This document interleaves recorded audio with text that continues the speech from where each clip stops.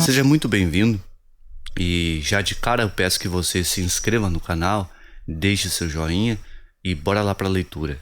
Dessa vez nós vamos ler o capítulo 2, que é Prometeu e Pandora. A criação do mundo é um problema que muito naturalmente desperta a curiosidade do homem, seu habitante. Os antigos pagãos que não dispunham sobre o assunto das informações que dispomos hoje, precedentes das escrituras, tinham sua própria versão sobre o acontecimento, que era o seguinte: antes de serem criados o mar, a terra, o céu, todas as coisas apresentavam um aspecto que se dava o nome de caos. Uma informe e confusa massa, mero peso morto, na qual, contudo, jaziam latentes as sementes das coisas. A terra, o mar e o ar estavam todos misturados.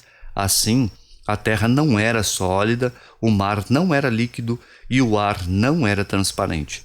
Deus e a natureza interviam finalmente e puseram fim a essa discórdia, separando então a terra do mar e o céu de ambos, sendo a parte ígnea a mais leve.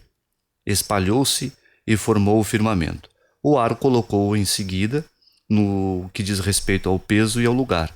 A terra, sendo a mais pesada, ficou para baixo, e a água ocupou o ponto inferior, fazendo-a flutuar. Neste ponto, um deus, não se sabe qual, tratou de empregar seus bons ofícios para arranjar e dispor coisas na terra. Determinou aos rios e aos lagos seus lugares. Levantou montanhas, escavou vales, distribuiu os bosques, as fontes e os campos férteis, e as áridas planícies. Os peixes tomaram posse do mar e as aves do ar e os quadrúpedes da terra. Tornara-se necessário, porém, o animal mais nobre, e foi feito então o homem. Não se sabe se o Criador o fez de materiais divinos ou se na terra. Há tão pouco tempo separada do céu, ainda havia algumas sementes celestiais ocultas. Prometeu tomou um pouco desta terra e, misturando-a com água, fez o homem à semelhança dos deuses. Deu-lhe o porte ereto, de maneira que, enquanto os outros animais têm o rosto voltado para baixo, olhando para a terra, o homem levanta a cabeça para o céu e olha as estrelas. Prometeu era um dos titãs, uma raça gigantesca que habitou a terra antes dos homens.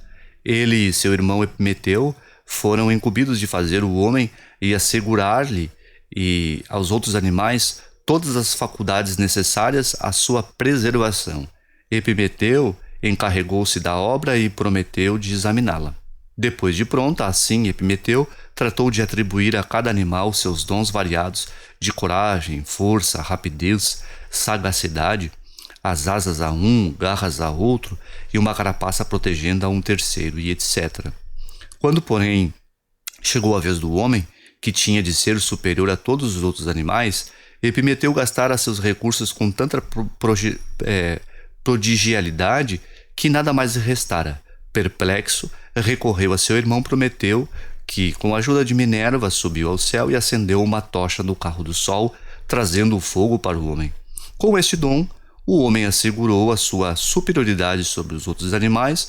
O fogo lhe forneceu um meio de construir armas com que subjugou os animais e as ferramentas com que cultivou a terra, aquecer sua morada de maneira a tornar-se relativamente independente do clima.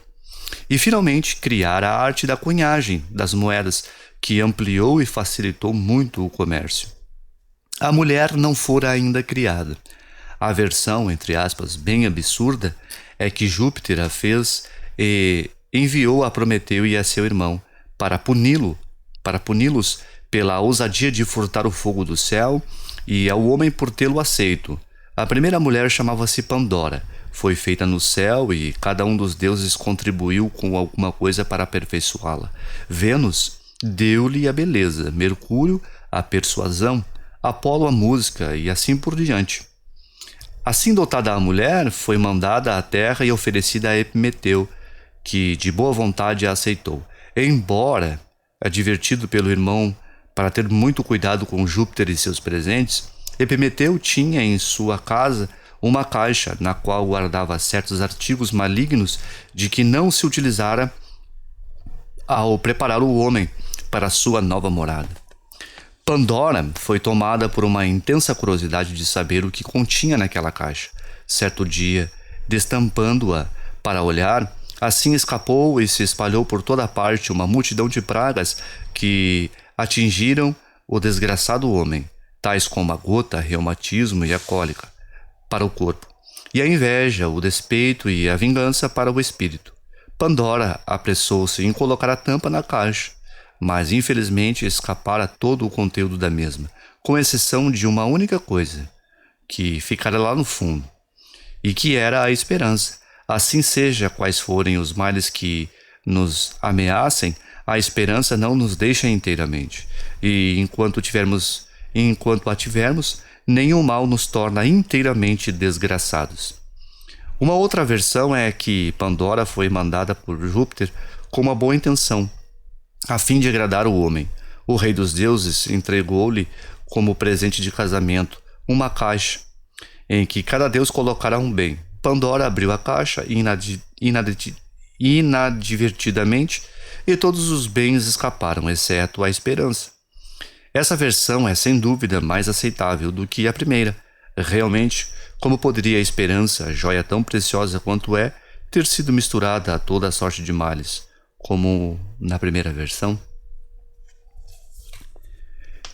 Estando assim povoado o mundo, seus primeiros tempos constituíram uma era de inocência e ventura, chamada a Idade de Ouro. Reinava a verdade e a justiça, embora não impostas pela lei, e não havia juízes para ameaçar ou punir. As florestas ainda não tinham sido despojadas de suas árvores para fornecer madeira ou navios, nem o homem ainda tinha construído fortificações em torno de suas cidades.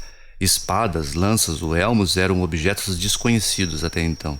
A terra produzia tudo necessário para o homem, sem que este se desse o trabalho de lavrar ou colher. Vicejava uma primavera perpétua.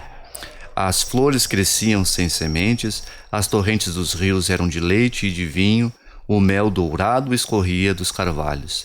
Seguiu-se então a Idade de Prata, inferior à de ouro, porém melhor do que a de cobre. Júpiter reduziu a primavera e dividiu o ano em estações. Pela primeira vez o homem teve de sofrer os rigores do calor e do frio. E tornaram-se necessárias então casas. As primeiras moradas foram as cavernas. Os abrigos das árvores frondosas e cabanas feitas de hastes tornou-se necessário plantar para colher. O agricultor teve de semear e de arar a terra com a ajuda do boi. Vamos então para a próxima leitura.